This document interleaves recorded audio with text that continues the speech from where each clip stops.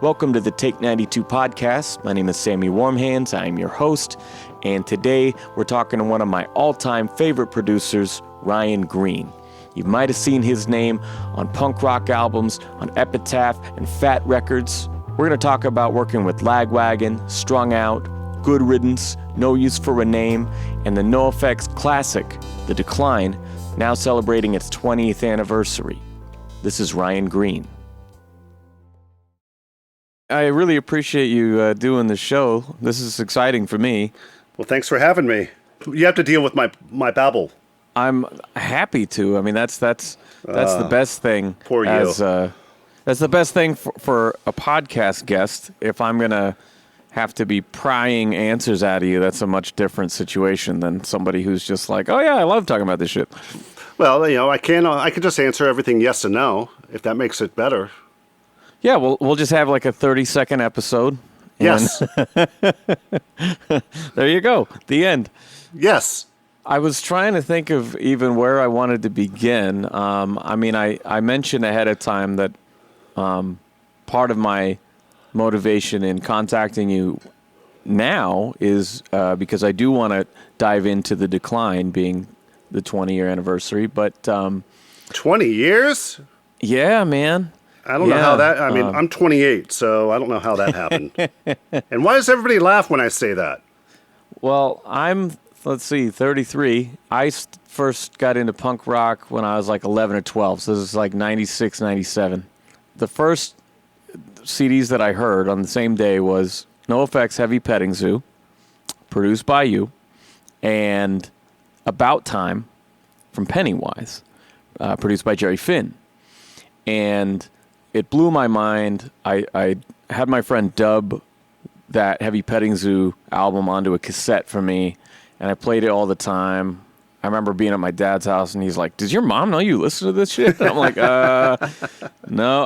I didn't know what some of the words meant, I didn't know all this weird sexual shit that he's talking about. Yeah, but Mike is great at, his wordplay, so. Yeah.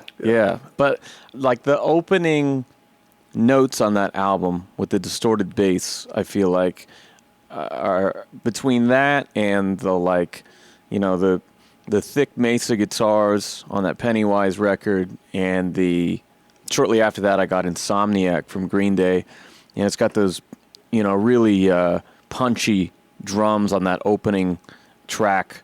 So many of those first sounds I feel like have stuck with me all this time, and even getting into I'd be asking my friends about, what other punk bands you listen to? And they'd put on the Misfits, and I'd be like, oh, this sounds like shit.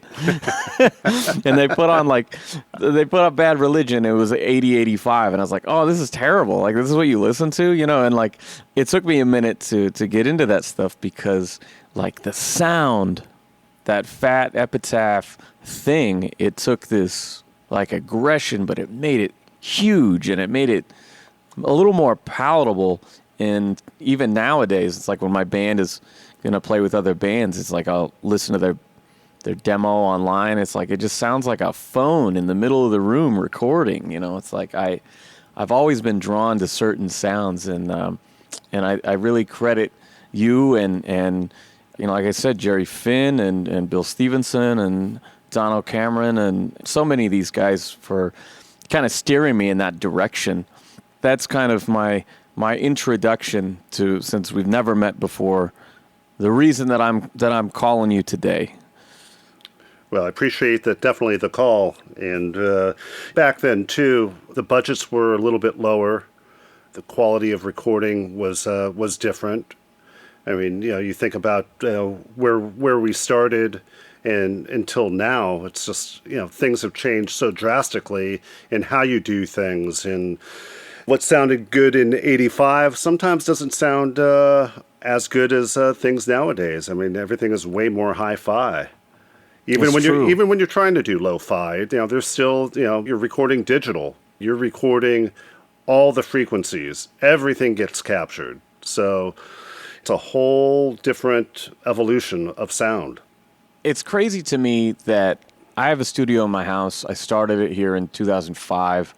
It's mostly just for myself, but I've recorded other bands here as well, and every now and then it is a trip to just sit back and, pop in a CD that I worked on at one point and be like, man, I made this in my house. I could put this up next to that like Vandals record that I grew up on, or I could put this up next, like that's crazy, that back then these albums are costing 20 or 30,000, which was a low budget at the time.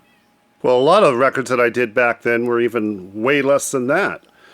Yeah, when we were doing all the Fat Record stuff, I was doing a record every 2.5 weeks. Wow.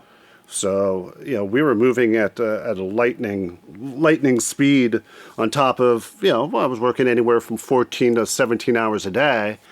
So, you'd have band members just rotating in and out, and I wouldn't leave that console. The only time that I would leave was literally to go to the bathroom. That was it. I would eat at the console. Crazy. I would do everything at the console. I went back and rewatched the Fat Wreck documentary because that was maybe the first interview I've seen you do, and what kind of got me thinking about doing this a while back. And so I rewatched it just in preparation for this, and I remember you talking about doing a good Riddance full album in the span of a week. Right, that was the first one I did, God and Country. Yeah. Mike called me and said, hey, you want to do a record? At the time, I was chief engineer for EMI. And I was like, well, how long will it take? And he goes, oh, well, it'll be 8 days. And I said, we do demos that take longer than 8 days. Yeah. And he goes, no, that's what the budget is. I was like, okay. As everybody really got to know each other, became very comfortable with the way that we approached the records. And I knew, for me, I knew exactly how much time we needed to take on each thing to be able to finish something on time, on budget. And there was only one record that went over. And that wasn't really anyone's fault. It was a time that I had worked 1.5 years straight. I mean, Christmas Eve, Christmas Day, New Year's Eve, New Year's Day, my birthday. And Mike came to the studio and said, hey, NoFX is going to play the big Melee show in Maui in Hawaii. Because I think you need a couple days off. You want to go with us? And I said, well, I'm right in the middle of this record. And he goes, oh, well, just have your assistant take over. And I'm not a big fan of that. If a band has me working on a record, it's really hard to pass it off to somebody else because that someone else isn't me. And you're putting your name on it. Right. But it's also, I think of it as, well, but the band hired me to do it. I can't really pass it off. And it was a Fat Records band, and Mike's like, no, it's totally fine. So the assistant that we had at the time, did a good job. But the thing was that it went 10 days past the time that it should have taken because there was nobody there really to go, we're done, or no, this is all it needs. And, we have to stay on time and on budget. And I was really, really budget conscious no matter, and most of the time I don't think the bands really knew how budget conscious I was because, I'm getting a day rate. Yeah. And I'm working 14, 17 hours a day, 7 days a week, but I'm not charging for that. I just wanted to try to squeeze as much as we could out of a record that we can, just so I know, and this is my total catchphrase is, this is the best that it could be for the time that we had to do it.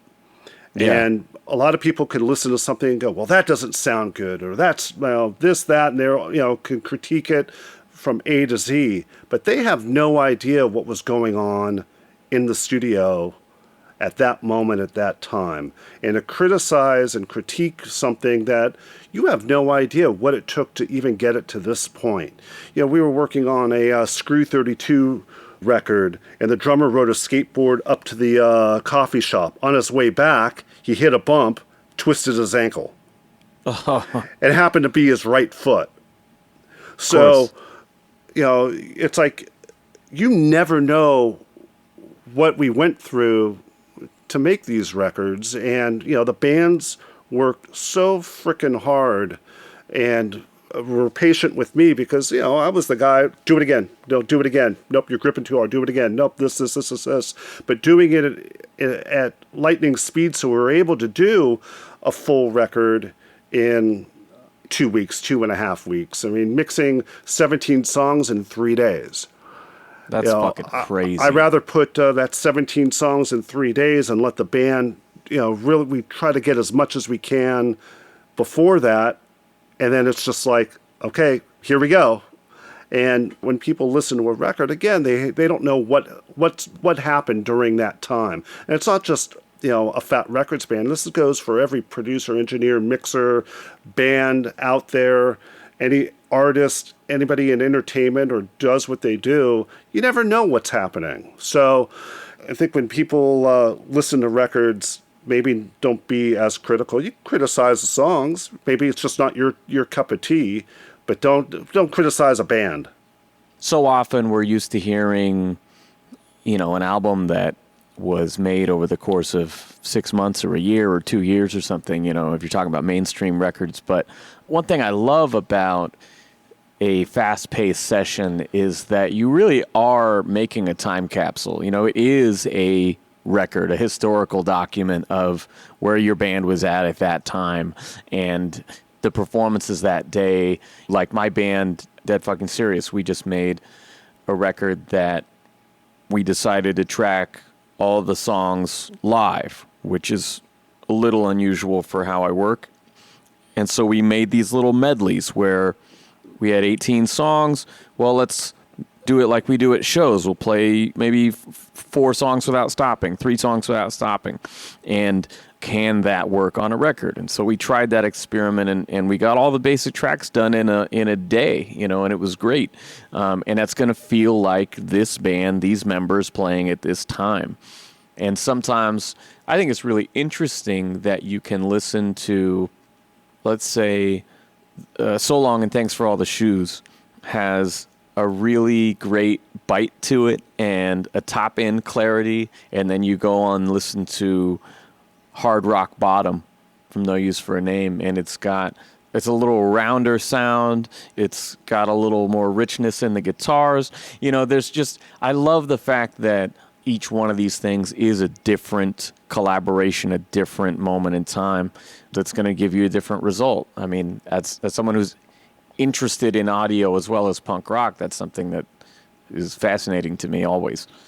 Absolutely. And again, you know, when you're working that fast and going from project to project to project and trying to stay as fresh as you can, and the band members coming in and discussing what we're looking to get and then figuring out how to get it.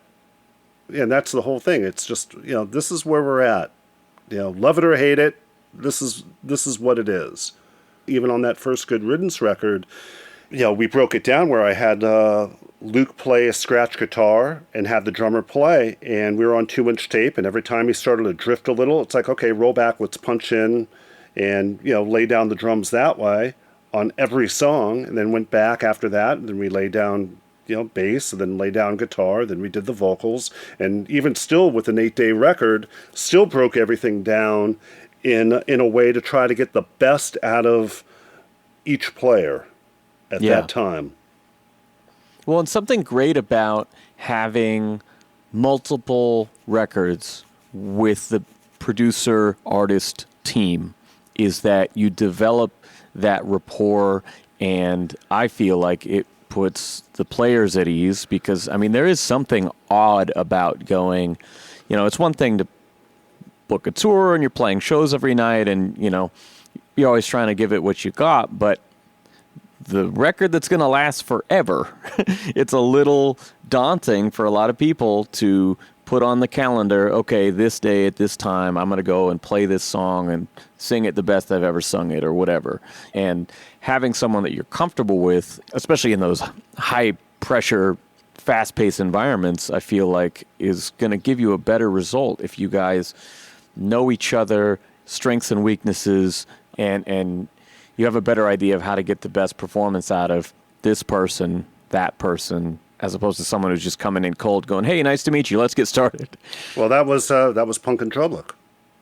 Yeah. But when you're in those situations too, I mean, it is all about trusting, the person that is behind the console. And my brief conversations with Brett Gerwitz, who introduced me to Mike, and then meeting Mike on the phone and having a conversation. Once we met at the studio, it definitely felt comfortable. And you don't even try. It's like, I just think that you either connect with someone or you don't. And if you don't, sometimes you just have to, it maybe just takes a little bit more time. It's learning people's personalities and what works for them, what doesn't, knowing how to speak to someone, whether you need to be super direct or you could make jokes, which was my whole thing, and bad ones at that. And you could ask every band, it's like I have the most cheesy jokes ever. But, even in the high stress situation, know that we're all in this together no matter what. And we're going to get it, and we're going to get it the best that it could be for the time that we have to do it. And that was it. And I feel that we all did a good job during that time making it happen. It was exhausting at times, just trying to figure out how to get from 1 hour to the next, and it had nothing to do with being excited about the project. It just was, body mechanics. It's like, man, I'm fucking tired, but I'm gonna keep going, and I'm not gonna stop, and the band's not gonna stop, and it's the team effort. We will all do what we need to do to make this the best that it could be, and that's it.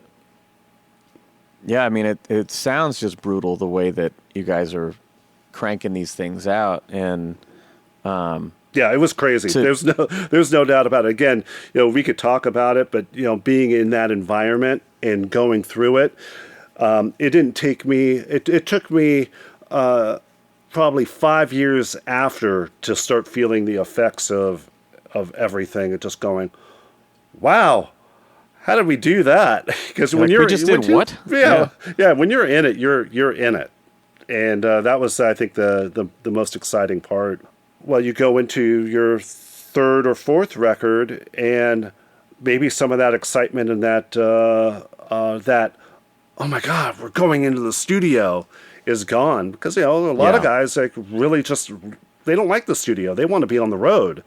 They want to be out there. They want to be playing. They want to feel the energy from the audience, that I feel is so important to keep these bands, creating the music that they create. But sometimes in the studio, it's it's a bit more of a sterile environment, and you're looking at every little thing. It goes deep. I mean, from what kind of pick are you using?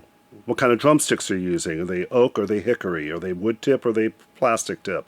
I mean, it's just, it's one thing after another, and and just trying, again, it's all about trying to capture the best thing that we could capture that's going to represent the band, not only now, but in the future, even though that they're going to move on as musicians and artists and talent. One thing that I thought was interesting in the doc, when you mentioned the Danmar kick pad. Yep. Because when my middle school band was, we're trying to find that sound, and I'm going through distortion pedals to try to sound like Fletcher or, whatever. And our drummer came across those, and it just blew our minds of like, holy shit, that's the sound, and he'd put his plastic side of the beater on with his double pedal, and was like, oh shit, that's like, that's a strung out, like, NoFX sound, and so I kind of cracked up when you brought that up, like, oh yeah, we definitely went through that shit of like, you audition every stick, you audition every type of strings and all that stuff until it just becomes, second nature. Yeah, and thinking on the fly too. I mean, because on the Leche Con Carne record, the No Use record, that Guitar Center was out of those pads, and I'm like, okay, what can we use? And ran next door to the liquor store, and do you have any half dollars? Do you have any silver dollars? And duct tape those to the kick drum. It was like, yep. Let's make something. Just do something different instead of stuffing the kick drum with a pillow or a packing blanket. Well, let's do something different. How about let's rip up some newspaper and put that. It's just trying all kinds of different things on the fly and go, okay, this works. Okay, let's go. Yeah. Well, and I'm glad you brought up No Use, because they're one of my very favorites, and I'm curious what it's like when you work with a band over and over again to see the growth every time they're coming to you with a new batch of songs. Like, to me, when More Betterness came around, that was just like a leap ahead. It was like, oh my God, like Tony as a songwriter and a lyricist, and like the melodies on that album. And then again with Hard Rock Bottom. I mean, what is that process like when you become friends with these guys and you're trying to bring the best out of them, and you're just seeing the next evolution of this band when they come back? Well, I think that it probably was More Betterness that Tony and I actually started to talk a year before we even started that project, and Tony and I were closer than most. It's like Joey Cape and I.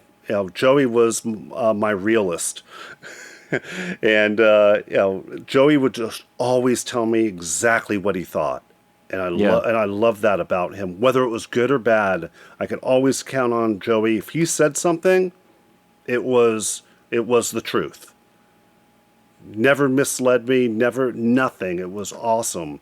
And same thing with Tony. He would call me during the songwriting process, and we would talk through some things and just what he was going through in writing the record. And that's great. Tony was all about, he didn't want quantity. All he was interested in was quality. That's why you didn't see a lot of EPs or singles coming out from No Use for a Name, is Tony straight up said, I can't do that. It takes me a long time to write a song. And I'm glad that you noticed how good of a songwriter he was, because he really took everything that he did and put everything he could into it. And that's why there was so much respect when we worked together. Is he really took his time, and there were times where, the band members would be like, man, let's go in, let's do a record and the whole thing. And he was one artist that I just can't go in and do it. I really need to really take my time with these things. And, a lot of respect for him for doing that. There are a lot of artists on Fat that were very, very much that way, and very meticulous, and really spent a lot of time working on their songs and their band. And when you work with somebody like that and you build a personal relationship and then you work with them, you have to remember that business is business, personal is personal. And for me, I hope that most of the bands know that because we're under such a timeline, I'm very direct. Yeah. So if I like it, I'll say I like it. If I don't like it, I'll say I don't like it. Let's change it, or let's try this, or let's try that. And never say you don't like something without being able to give a reason for it. Yes. Right? Because that way... Or an alternative or something. Exactly. At least be able to lead somebody down a road that they may not have thought about. So then they think of something and then go, okay, well, how about this? And then you can go, oh, I really like that. But then how about maybe trying it this way? They go, well, if we try it this way, then how about doing this? And you try to, as a producer, you try to get that momentum going until you know that you've pulled everything out of that person you can, and also keeping track of the budget. I love that you open that up too, because in this show, I'm a punk rocker. Years ago, when my band broke up, I started making solo records, and I fell way deep into hip-hop. And so this show, we talk with a lot of underground rap artists and punk artists. And in the hip-hop world, I don't know how much you've observed this. Oh, I've done quite a bit. There's a conflation with the word producer and beat maker. And the guys who want to email you beat stems and get producer credit versus, on all my records, it'll say produced by, it'll say lyrics by, and it'll say, music or beats by someone else. I'm not giving them my credit for grinding through these lyrics and these melodies and these arrangements and all these things that you're talking about here in trying to craft and build the best possible version with these parts that you've been given, and I feel so deeply a responsibility as a songwriter and as a producer to define those things separately, Absolutely. Well, just because you have a Pro Tools rig does not make you a producer. Indeed. And I think that the term producer, people don't realize that one of your responsibilities is actually making sure your budget stays on track.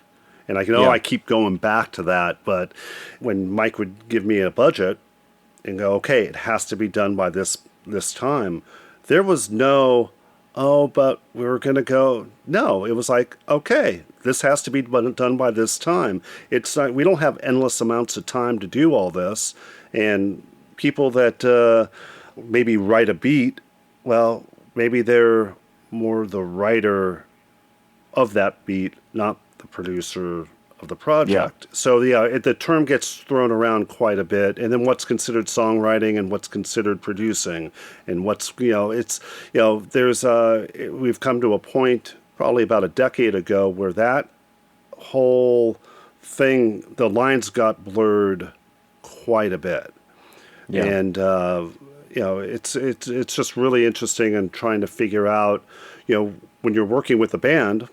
I just finished up a band called Bisto Blanco, and by the time that we got done, there was quite a bit of songwriting on my end of the project, and I call the band, and they're like, "Well, absolutely, you're getting songwriting credit."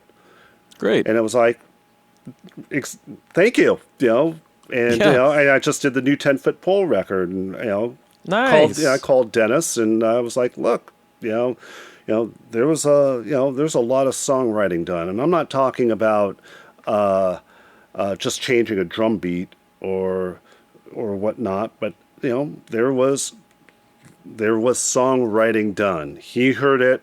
Everybody that was involved in it heard it, and no problem with knowing what the difference was. And that's the whole thing, is knowing the difference between what a producer does and what an engineer does and what a songwriter does.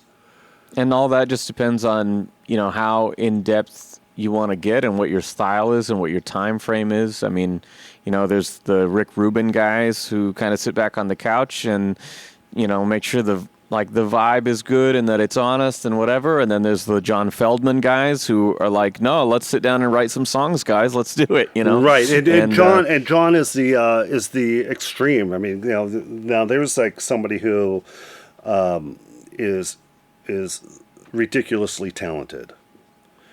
Right.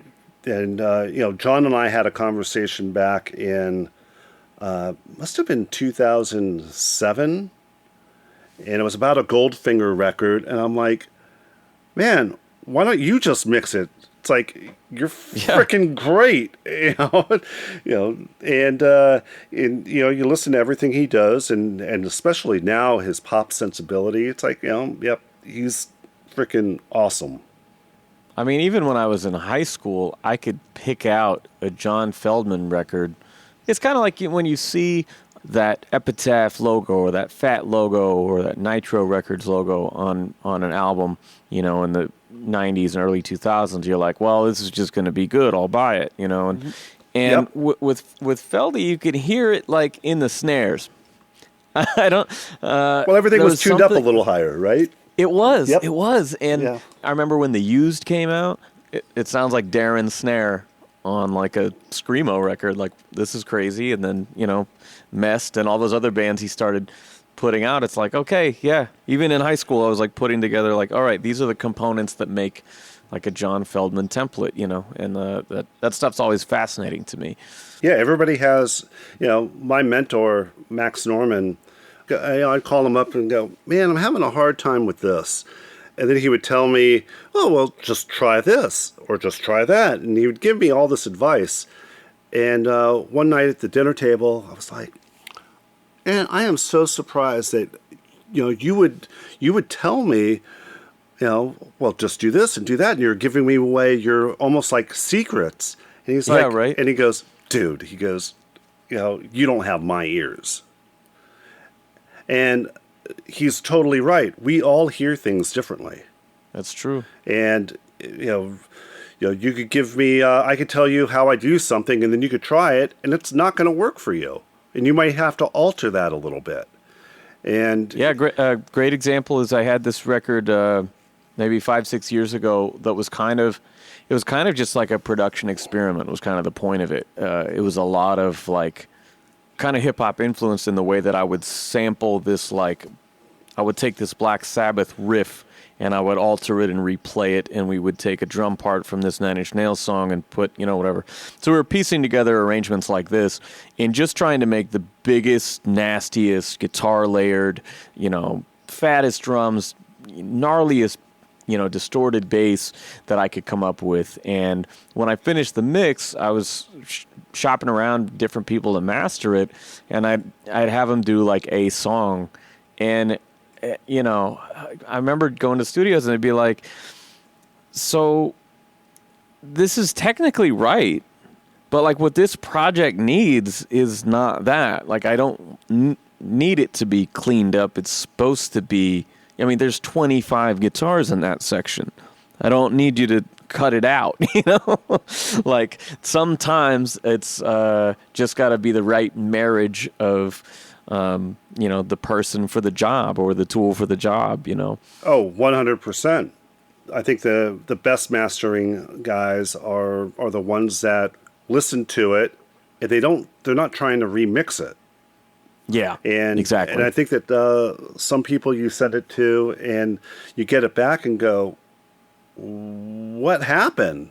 And I will tell you, because we were moving again at lightning pace back in the day, and we would finish with a project at 5 a.m., send the half-inch tapes or the whatever our mix format was. It was half-inch or quarter-inch to get mastered. Stick it on a plane. Somebody picks it up at 9 a.m.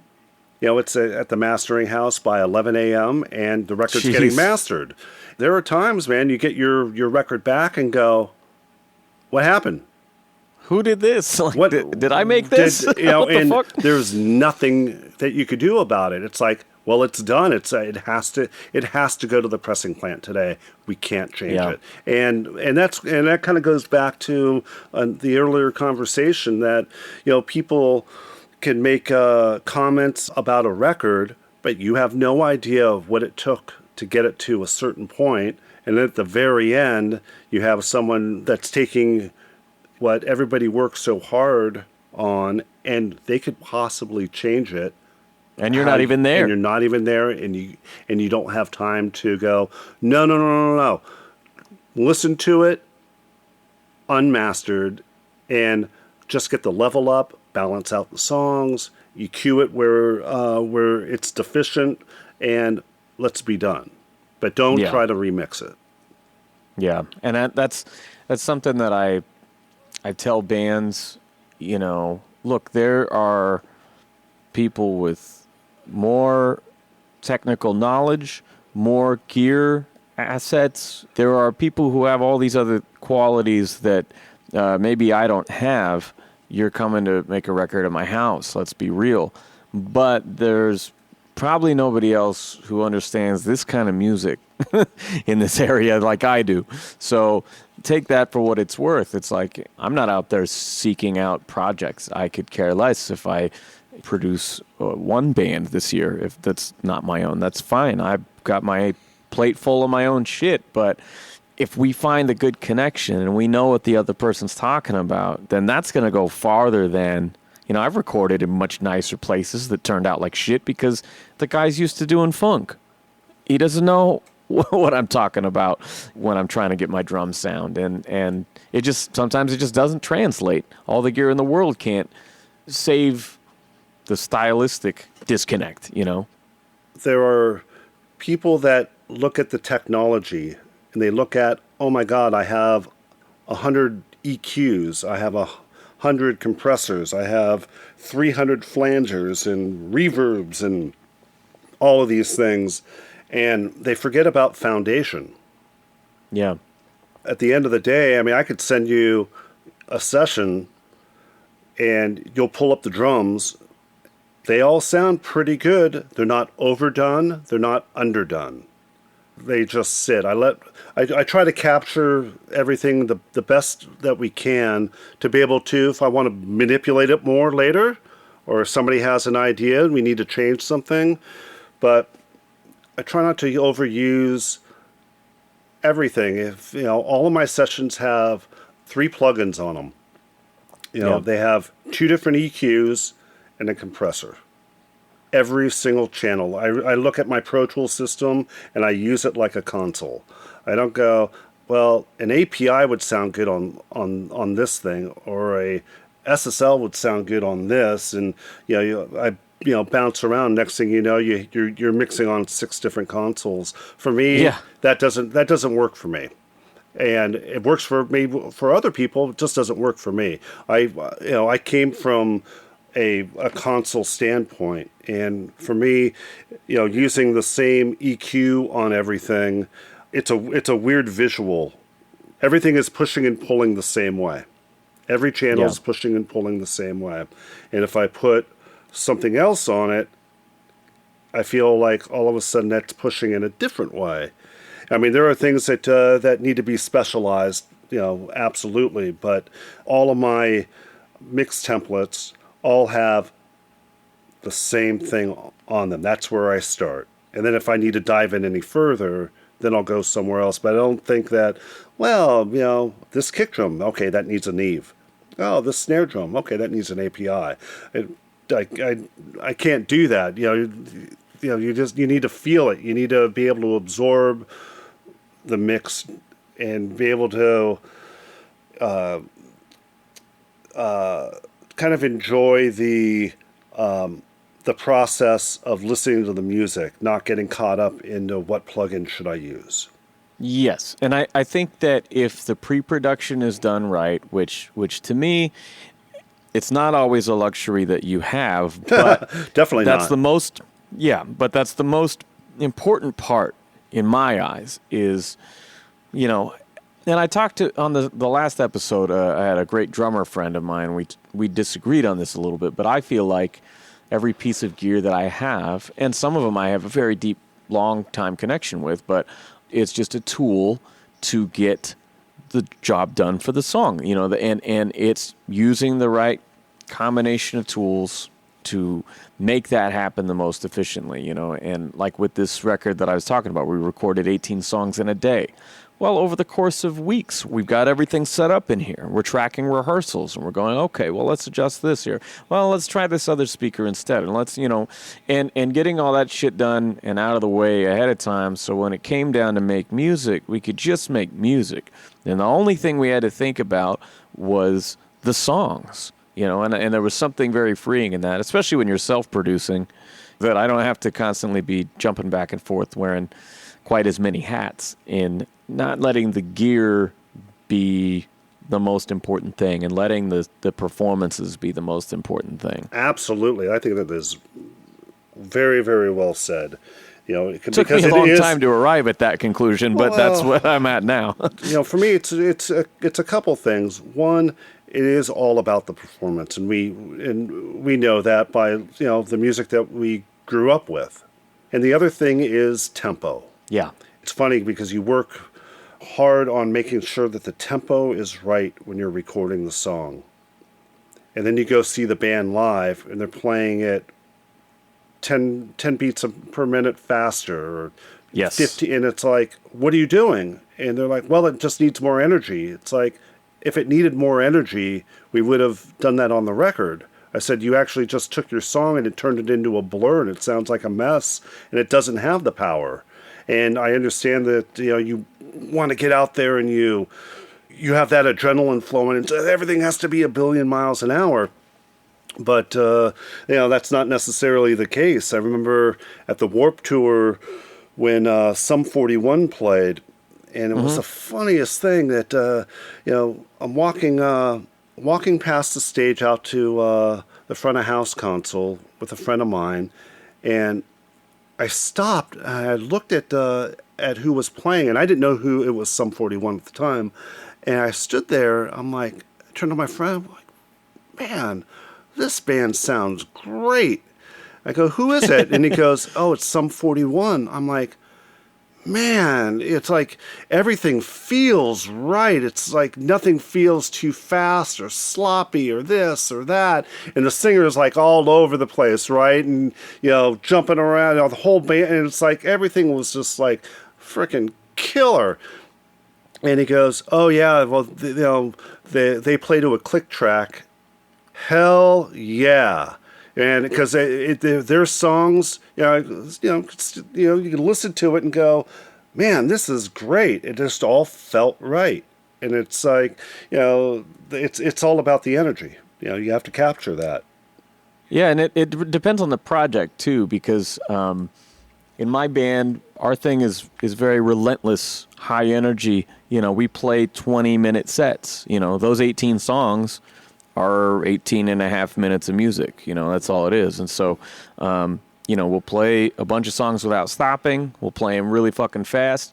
And something I've learned even in hip hop is that I road test the songs. I will record the demo when I wrote it, get to know it, figure out, I want to change this line. I want to do whatever, you got a solid revision. But at least once I'll play it on stage, because that will have meant that I had to rehearse it. I had to get my breathing spots right. If you're playing with the band, you got to get your tempo right, how it's going to be. And you play it on stage. And usually there are going to be those songs where, if you look back, our last record, man, that song's really slow. We play that a lot faster now. That's weird. And making sure that the permanent version of that song is in line with how you actually play it. And not just showing up to the studio and winging it. I think that's super important. Marrying your live show with your record, and making that song the statement that it is supposed to be in the first place instead of changing it later. Oh, and absolutely. Well, we were in doing Petting Zoo. I think it was Petting Zoo with Freedom Like a Shopping Cart. Yeah. So we did something that we didn't do on the record before, or actually any of the records, where we actually did pre-production. So we flew up to Hefe's house, and he had a little mixing board. I brought an ADAT, and we recorded all the songs. And everybody's working on the songs, and it's all developing and whatnot. And Mike, every time Mike would come into the studio before we actually did the record, he would play that song on the acoustic guitar for me. He would walk in, and I would stop the session. I'd be like, play my song. And he would just be like, okay. And he would play the song for me. And then he'd come in a couple days later. I'd be like, here's an acoustic guitar. Play the song. I love that song. I don't know. If something about him playing that on the acoustic guitar was just so cool. And then we had the demo, and we went in to record the song. So we go in and lay down drums, lay down all the instruments. Mike goes out to sing the song, and I'm like, man, something just doesn't seem right. Let's run it again. Be brat Mike. Don't try to sing it. Try to be brattier on it. Yeah. Okay. So he goes in, he does it again. Man, there's something wrong. It just doesn't feel right. So I said, let's just work on the first couple lines. So, we spent 5 minutes, working on the first few lines. And I stop and I'm like, can you come in the control room for a sec? So he comes in and he sits down and goes, what's wrong? And I go, man, there's something wrong. I go, I can't explain it. All I know is you've been playing this song for me for 6 months. Every time he goes, I know. Well, there's something going on, and I don't know what it is. It's all the parts are right, da da da da. And he goes, everything is like exactly like the demo and exactly like I play it for you on the acoustic guitar. The only thing I did was change the key. I'm like, you did what? And he goes, yeah, I changed the key of the song but everything else is the same. I'm like, well, we have to re-record all the instruments. Yeah. He goes, why? He goes, it sounds fine. I'm like, no. I go, it totally lost its energy. It lost it lost that thing. And we went back in and re-recorded the guitars and re-recorded the bass, which of course takes him 5 minutes to do because he's a killer bass player. And yeah, he is. I think that he's one of the underrated bass players out there. He's like it's really, insane. really good. But we re-recorded it. He gets out there, starts singing, and I'm like, oh yeah, this is how it should be. It's tempo, it's energy, it's people being comfortable with the song, it's the key of the song. There's so much goes into it, and you don't know until you start really diving in and playing around. But you couldn't do what you did at your place if you didn't go through the pre-production. Totally. You couldn't have just walked in and go, "Hey, here are the songs. Let's play them." Yeah, there's no way. I mean, we tried some bold shit like that. We did an EP after our hiatus. We hadn't played in a room for 4 years. Everyone moved to different towns, and the guys came back, and we ran through everything a couple of times, and we recorded it the next day, and that was that. Sometimes it's just the energy and the chemistry is enough, But a lot of times you really, really have to take the time and consider all the shit so you don't have to deal with that during the session. Absolutely. Now, before we get too far along here, because I don't know how much time you've got. I could talk for at least 30 more seconds. No, I'm fine. I keep on going. I would love to dive in a little bit to the Decline. I mean, that's something that I came across by accident. Was at like a CD store at the mall, Camelot Records or whatever it was called, and I saw it on the rack, and it didn't have a track listing. And I was like, well, that's weird. And I bought it, took it over to my drummer's house, and we're like, there's only one song. But it's full length. What the fuck is, and just sitting there with him, even when we were, that age, we are writing and recording music and thinking about arrangement and things like this, and so to sit down and listen to that thing unfold and continue to, okay, it's ringing out here, so that's going to be the end of this one, and holy shit, no, that was a turn, okay, that was a twist, okay, it's still going, and, it was just fascinating. It to me is the greatest accomplishment in production and songwriting, and just pure performances in punk rock. To me, that's my holy grail. And I haven't done it in a while, but 10 years ago, I actually made an acoustic arrangement and started performing it. If you go to my YouTube channel, it's way more way more popular than any of my actual songs are on there. Like the amount of people that are drawn to even my crappy rendition of that song, it just shows the staying power of that track. I don't know. I read years ago on their website that it was like this was the worst thing ever. It was a terrible session. It was multiple sessions to try to fix this and get it right. I mean, as somebody who was there in the thick of it, I mean, when you look back on that session, how do you feel about it? What website did you read this on? On the NoFX. No, that's .org or whatever. No, years ago. It was. I remember that session actually very well, and I'll explain why in a second. But that session actually, just putting it together was probably the hardest part. Mike had he knew exactly what he wanted to do and what he wanted to accomplish. And we just work through it. But as far as a session goes, it wasn't any harder or easier than anything else that we've really ever done. Wow. Yeah, That's so surprising. I'm surprised that that's what was said, because I would say that as an overall, I don't think that anybody had any kind of a difficult time.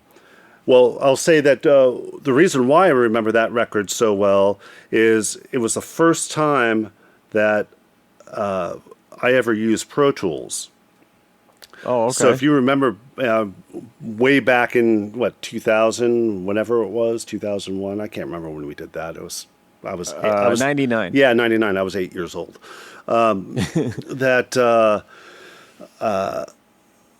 We did all the drums to 2-inch tape.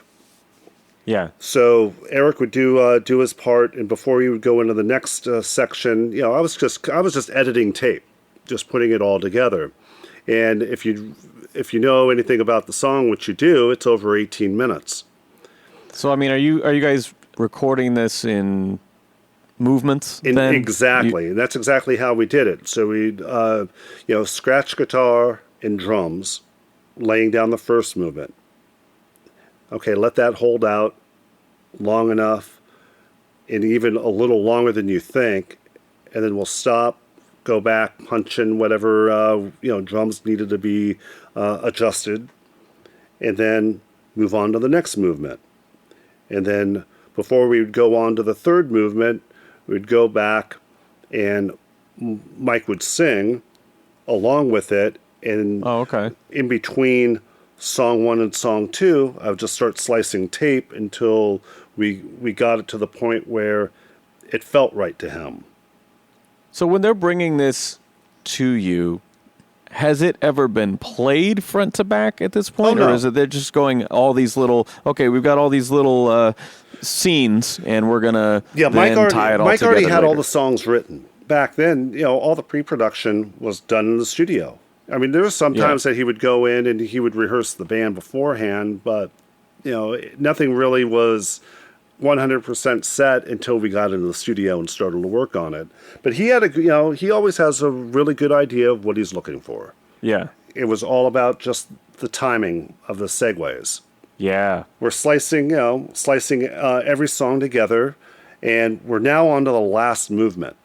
But I can't fit any more tape on the tape reel. Because those things will only, a reel of 2-inch tape was normally like 16 minutes and 38 seconds, something like that. Yeah. And I put on another roll of tape, hoping that we would be able to finish the last part of it, and it didn't work. You're like, does it have to fade out for so fucking long? Right, exactly. So we stopped the session, and Mike goes, well, what are we going to do? And I said, oh, well, tomorrow we'll call the supply house and get an empty reel of 2-inch tape. And he goes, okay. So I call the place. They're on back order. The oversized empty reels, which are the 14-inch reels, were out of stock for 2 weeks. So I call Mike, and I'm like, well, we're kind of in this gray zone right now. So let's track the last song today, which will take, 45 minutes maybe for the drums, right? It's like, and we'll start recording bass, and then I'm going to buy this thing called Pro Tools. I've never used it before, but it will, we'll be able to get all these tracks. And he's like, I don't know what you're talking about. He goes, as long as we're going to be able to do this. I was like, we'll be able to be full swing in recording with no hitches in another day.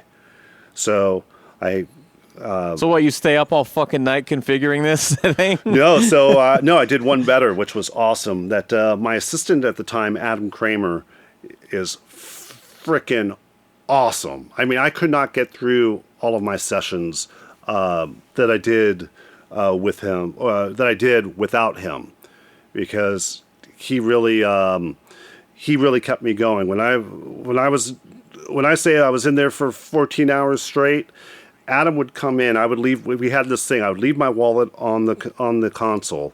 Adam would come in when it was lunchtime.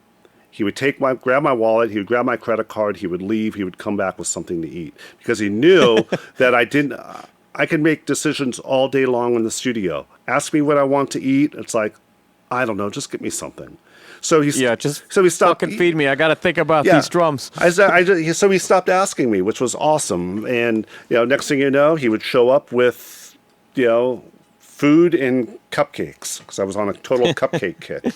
Anyhow, had Adam come in the control room, and I said, "Look, I need you to call Tim, who was the rep over at this audio place, and get this thing called Pro Tools and get a computer." That, because you need a computer to be able to run this. And I need all this working by tomorrow. And he goes, okay. Wow. And he comes in, the bill for this was like insane. And I paid for it. I was like, this wasn't a studio cost. It wasn't a NoFX cost. It was I'm buying this thing because this is what we need.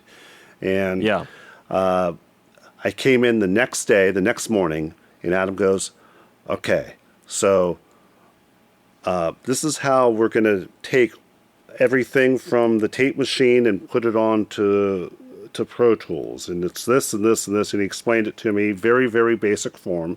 I was like, okay, so let's do it. So we transfer everything that we did over to Pro Tools, and then I took the last part of the Decline and edited it up to the song. So that was the only song that was edited in Pro Tools. I was freaking out because listening to 2-inch tape and then listening to Pro Tools, it sounded different. Yeah, because we were running at 16-bit 44.1. Even if it was 48, the converters back then, those black converters were like not the best, but it enabled us to do the whole Decline. And during that time, everybody was patient, and next thing you know, you have 50 tracks of stuff, and then it's time to mix.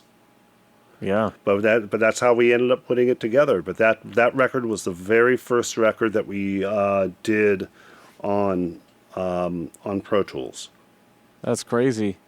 I while you were telling the story, I actually found the old website. The old NoFX website is still on here, and there's like a tiny little blurb under every album, and I found the thing that I was thinking of. So here's a quote from the website. It says, "Nightmare. Recording this fuck was a total nightmare. Writing it was a total nightmare. I'm glad we did it, but I wouldn't do it again. We went into the studio 3 different times and added stuff and remixed and remastered 4 times." It says, "Take my advice, never try this song at home." Clearly I didn't listen to the last part. But well, I think that probably writing it took a lot of thought process. I mean, I think a lot went into it for Mike, and coming up with all those different parts, and then hoping that they would all work.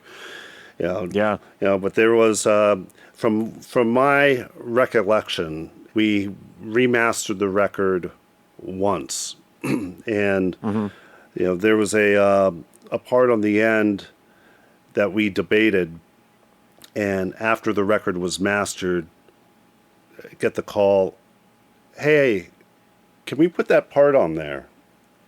And I was like, "Oh, absolutely." So came in, did the new part, and then off to mastering it went.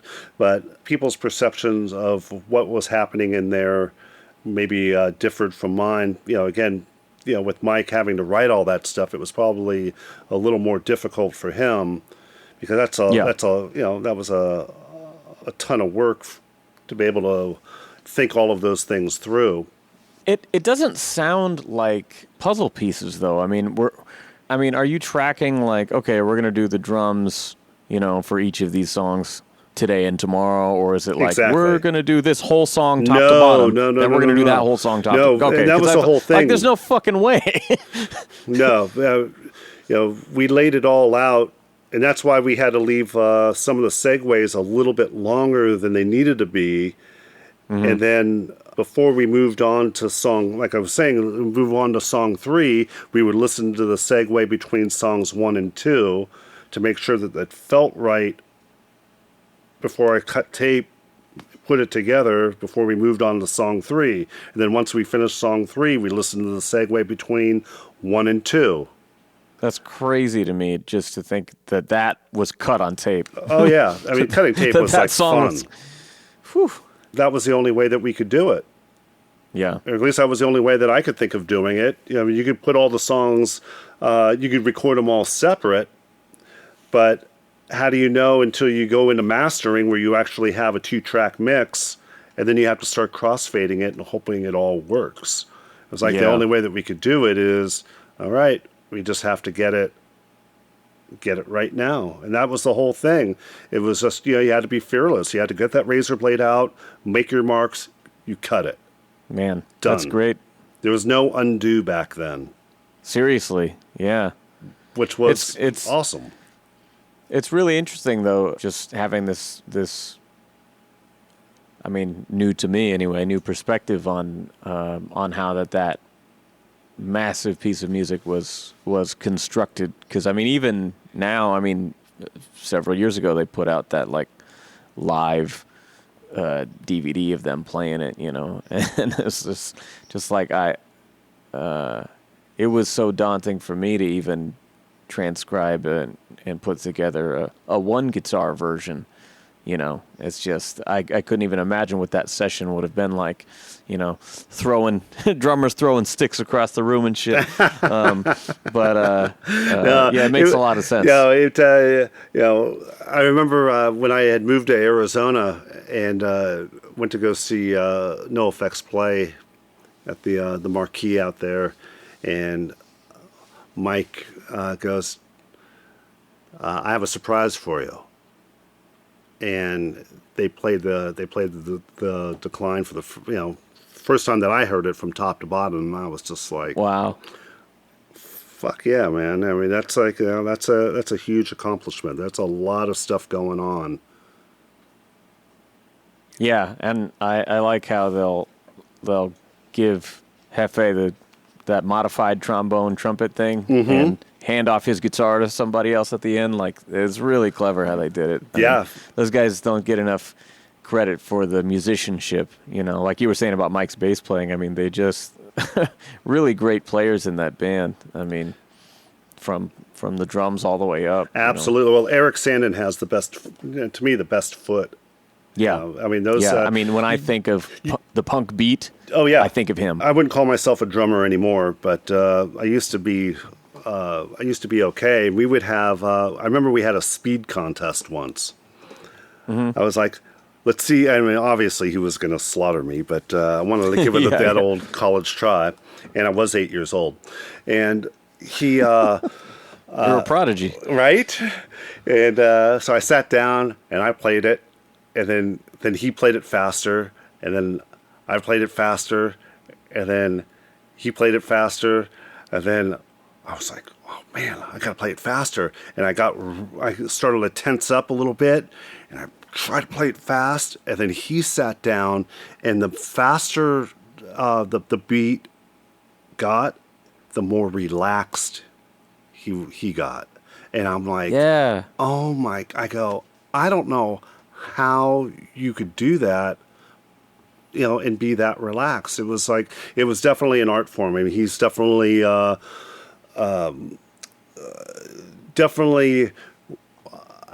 master at that. Well, it's like that movie Whiplash when he's trying to get that up-tempo swing down, Right. And he's trying to single stroke that ride pattern, and he's giving himself fucking blisters. I'm like, dude, that's like when you try to show a musician how to play a punk song, whether it's on the guitar or the drums or whatever, I feel like they have that indication of like, okay, well, if the tempo is up this high, then I have to do. It's like, no, it's a totally different. It's the you're not having to hit every single fucking thing to make that machine gun fire sound.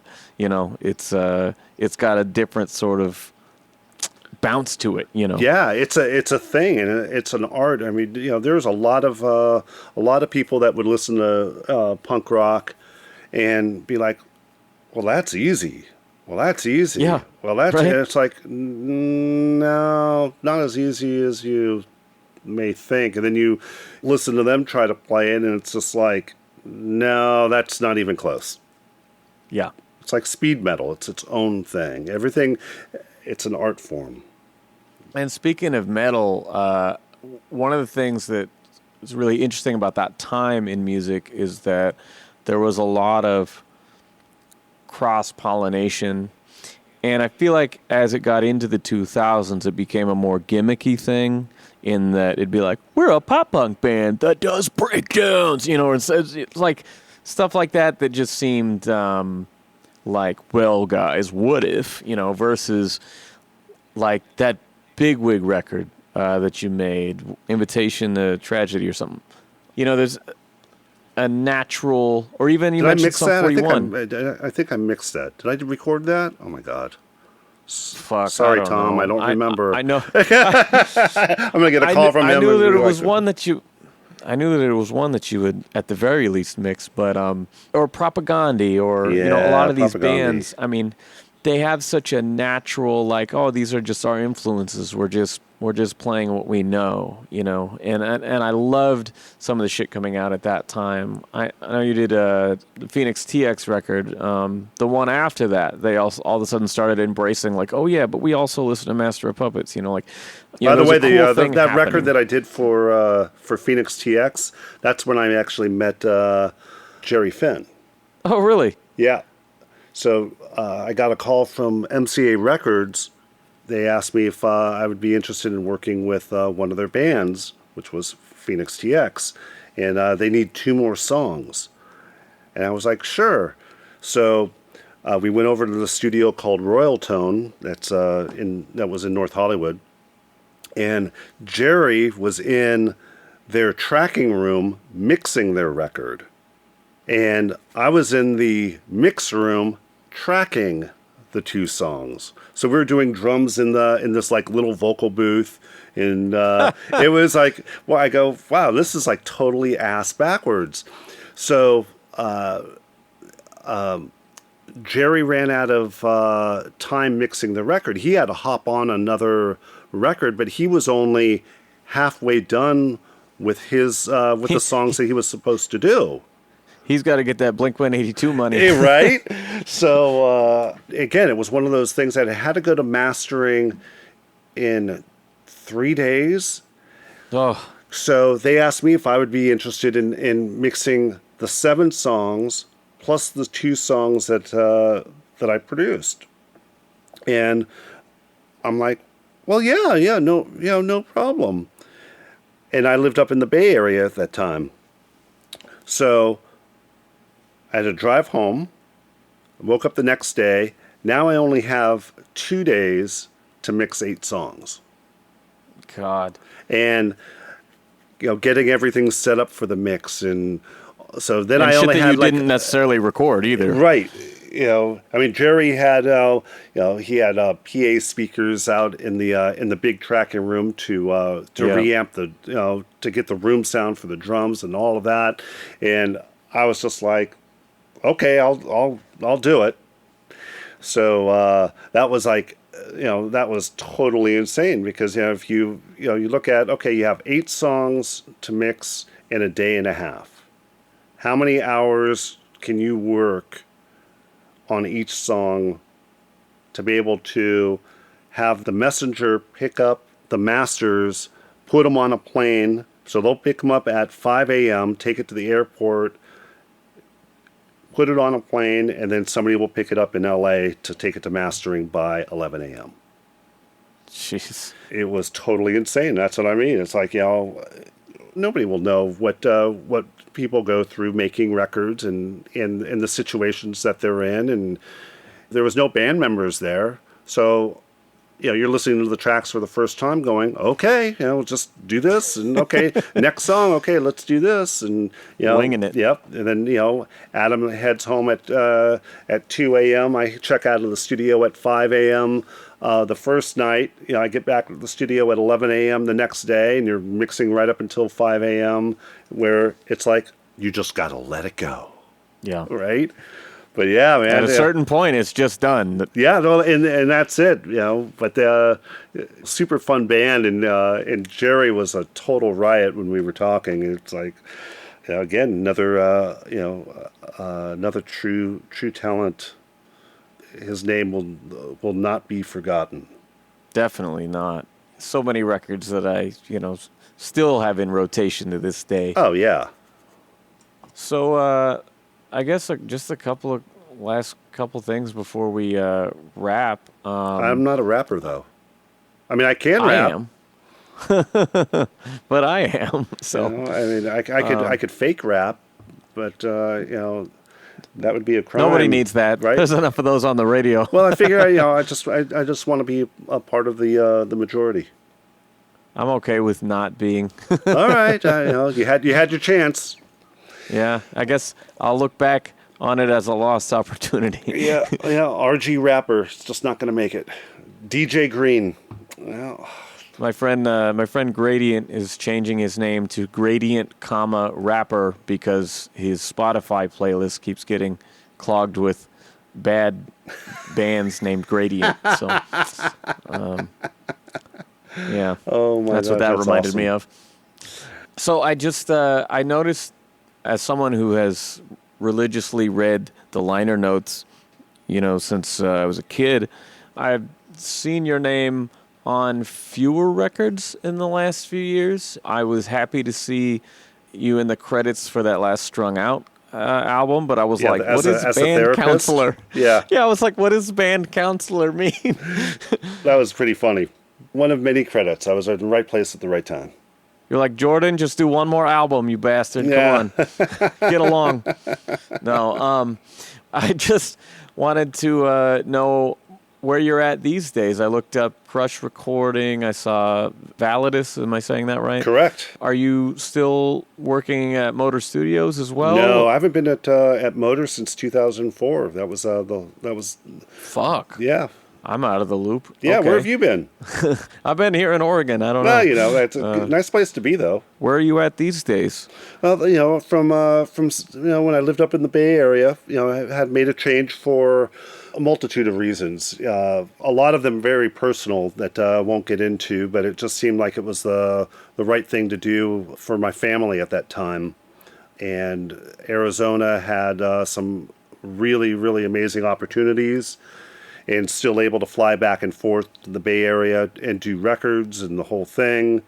My friend Steve Wilmette out there and I did Guitar Hero 3 through 7, did all the re-records, and They're like giving you the master tracks on those things. No. It's like Rock You Like a Hurricane on Guitar Hero 3. That was all us. Really? Yep, that was all the re-record. No shit. Yep. And that's what we did. We did, I think, 25 songs for Guitar Hero 3.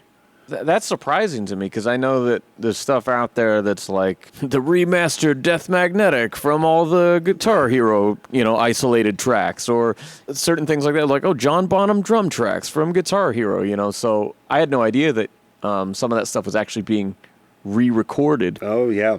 A lot more than you may think. Is that just when the masters were unavailable, or how does that? Bands didn't realize, and record labels didn't realize how much of a selling point and a promotional value that this game would offer. I mean, nobody knew that within the first 3 months it was going to sell 18 million copies. Whew. I knew that shit was everywhere, but wow. Right? And bands were like, well, we're not going to give you our masters. Well, then we'll just have somebody re-record it. And there was a company that was doing it. They heard what we did. They were like, oh no, you guys are finishing the rest of the game. Wow. And then here's a funny little story that the first song, our tester, was for Alice Cooper, a song called School's Out. Yeah. Company calls us, and, calls Steve Wilmette. We get the Alice song, and it's like, okay, if they want it to sound exactly like this, and Steve was really good about investigating what guitars he was. Steve's a killer guitar player and a really good producer, and investigated what guitars, what amplifiers. We investigated the drums and the type of room, and okay, what kind of reverbs were they using back when they actually originally recorded the song. I mean, we did as much investigative work as we possibly could to well, yeah, that's where my mind goes of like, well, fuck, if we're talking about all these records you just cranked out, I mean, well, God, what is the pre-production process per song on something like this where you're trying to be like being in Weird Al's band? It's like, oh shit, we have to come up with what now? And it was crazy because we would track everything in a day, and then the next day I would start to mix. And as I would start to mix, Steve would be at home, and I would, I'd listen to the left speaker, then I would listen to the right speaker, and just take it like 10 seconds at a time just to make sure that all the tones were matching. And then all of a sudden, you would hear a shaker pop in for like 2 bars and be like, oh my God, what's that? Hey, Steve, on bar 24 through 27, there's a shaker. And he's like, really? And then he would listen to it and he's like, oh, okay, I'll send that over to you. And then I would continue to mix. And that's how we would go through songs. He would be at home, and whatever elements we might have overlooked, he would do those elements, send them over to me, and I would insert them in the mix. But total, we would have to do everything from top to bottom in 2 days. Wow. And stem everything out in their stemming specs as well. So, yeah, it was crazy. But, the funny part of the story is 3-4 years later, it was probably back in 2009, Steve gets a call from Bob Ezrin. Bob Ezrin, of course, a massive, massive producer. And he goes, we would like you to do the song Poison by Alice Cooper as a re-record, but Alice will come over and sing the song. Oh, and it was like, okay, cool. And so Steve tells me, and I was like, you do realize that that's a Desmond Child production, and Desmond is known for a gazillion backgrounds.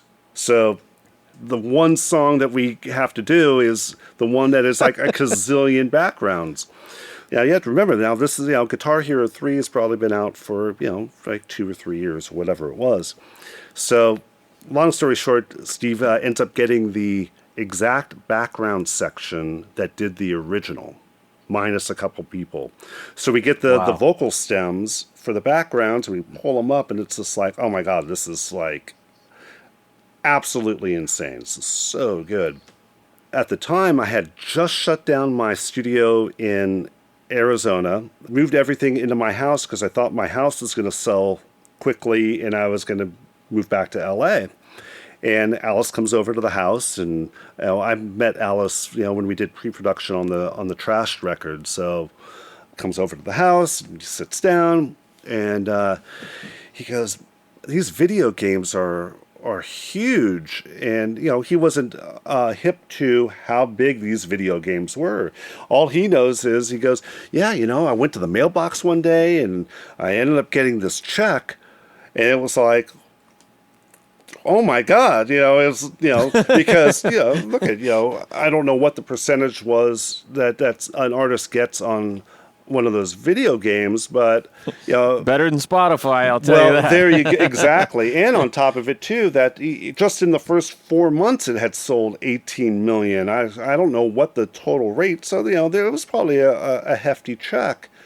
What Alice didn't realize was the song that he ended up getting the money for being the writer, he didn't sing on. Oh. His band didn't do. That was the recording that Steve and I did as the re-record. Oh my God. It was crazy, He got money for being the songwriter. That's great. Right? Yeah, crazy stuff. Good for those guys finding clever ways to keep afloat in this industry, you know? Like, I was not a fan when that game came out, and my little brother and everybody was playing this thing. I'm like, take lessons, learn how to play a fucking guitar, you know? That was me. But I did think of after some time when I would start to see, like, younger people getting into older bands and stuff, and I'm like, wow, this, you know, that's actually pretty cool. Yeah, but hearing behind the scenes and hearing the, you know, the artists getting paid and all that stuff, you know, that's actually pretty cool. Yeah, it was awesome. I mean, you know, when we finished Guitar Hero 3, you know, it was really funny though. So we asked for a copy of the game. It sold millions. You'd think that you would get one for free. They would anticipate that. Nope. We paid for it.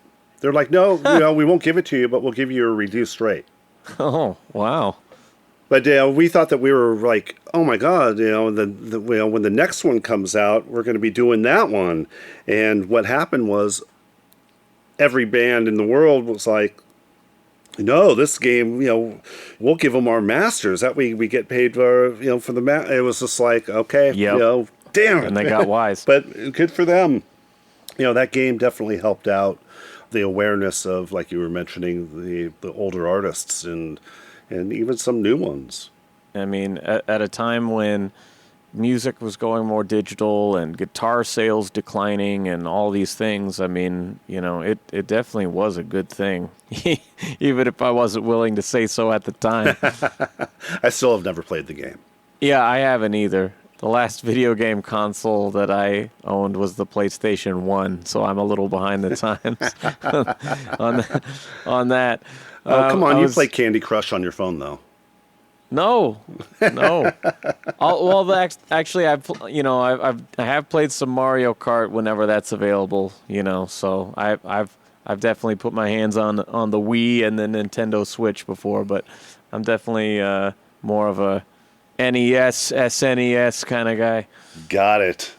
Oh, yeah, but sorry, we got into that whole thing. Yeah, sorry. But, kind of sidetracked. Well, yeah, that was really interesting. But yeah, so where are you at now? Are you still in Arizona? No, I moved back to LA back in 2010 and been doing records ever since. One of the things I'm now doing is I was hired by Nickelodeon Animation as of the first of the year, started there full time. So I record all the animated shows that are on Nickelodeon. It's pretty awesome. You do the voiceover and stuff? Yeah, so the voiceover actors come in and you record them. Cool.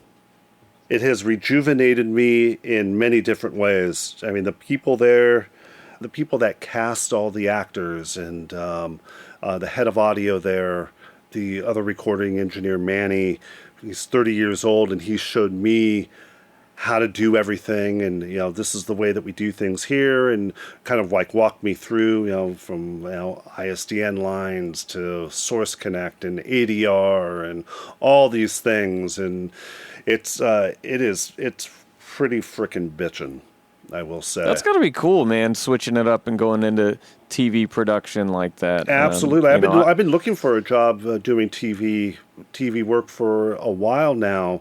And when that came up, I was like, oh my God, this is awesome.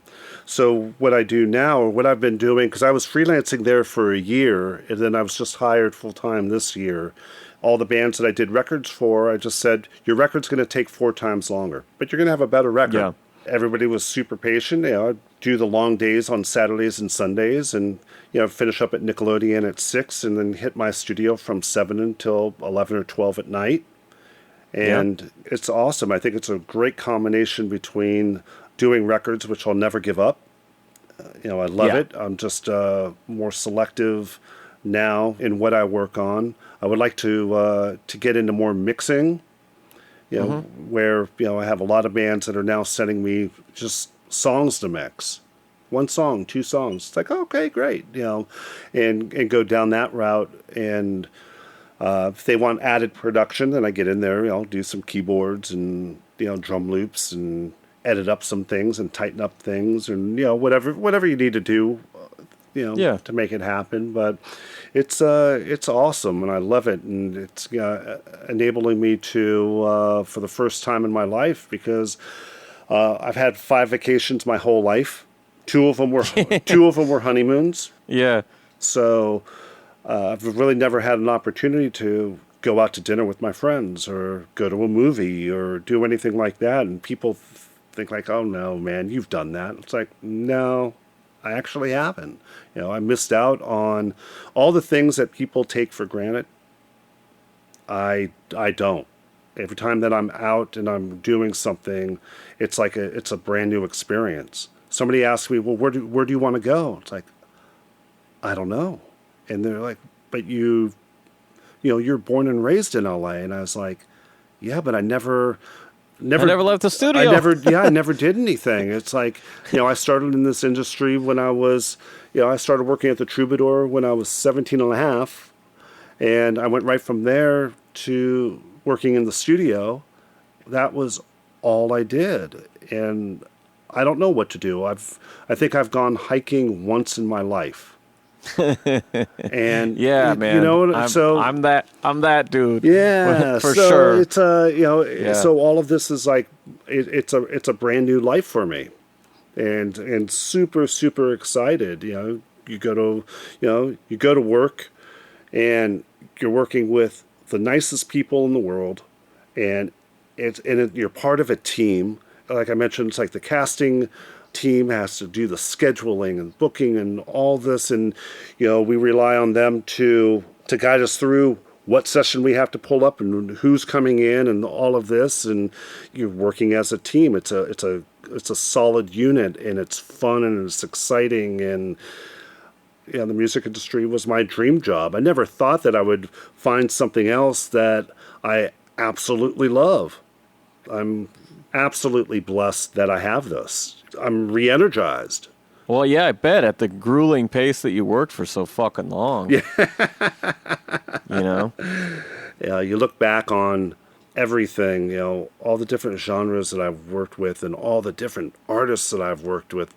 To be a part of all of these records and all of these things, that it's mind-blowing when you look back, but you don't realize it when you're doing it. Yeah, you're just on to the next project, trying to meet that deadline. Yeah. So, it's like now when I talk with the bands, it's like, man, I'm so sorry I was such an asshole. Yeah. Like, no, you weren't down. Do you keep up with any of the old bands? Yeah, absolutely. Well, Rob Ramos from Strung Out is like my brother. It's my long-lost brother right now, because we haven't talked in a little bit. But, anytime that I'm able to go out and see a band, I at least go out and say hello.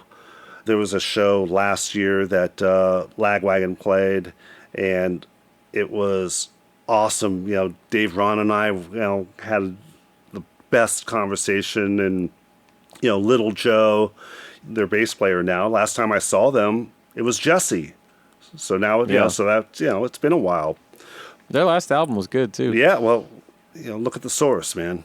Yeah. But I try to stay in touch with everyone that wants to stay in touch. That's awesome, man. Yeah. I mean, you guys were obviously we were a huge part of each other's lives, and even just me as a fan from the outside. I mean, you guys were a huge part of my life. I mean, to this day, I'll be out on rap tours and whatever, and I'll be listening to Good Riddance and Bad Religion in the van in between shows. The guys are like, "Oh, let me put on this." I'm like, "Nah, I don't want. I like just listen to that all fucking night. Like, give me my music now. Like I just listen to the same tempo, over and over and over again for the last 4 hours. I'm like, I need some, I need that shit. Right. Yeah. Amp up the energy. Exactly. Yeah. Well, and that was the thing. I think, back then we were all one big family. It was, everybody was interconnected. Yeah. And there's nothing that will really take away from that. We all go through life changes and, different things happening, and man, it's just life. But, I think we all were part of something back then, and it continues.